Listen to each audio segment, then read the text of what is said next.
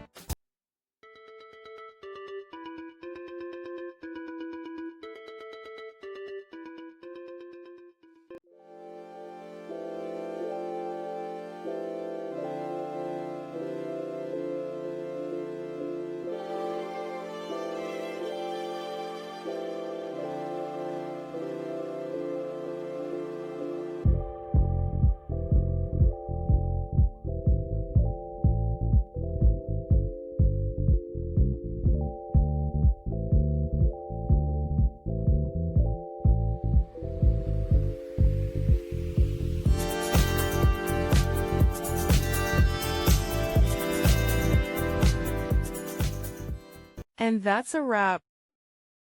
I hope you found the answer you were looking for. If you did, take a second to hit that subscribe button. It really helps out.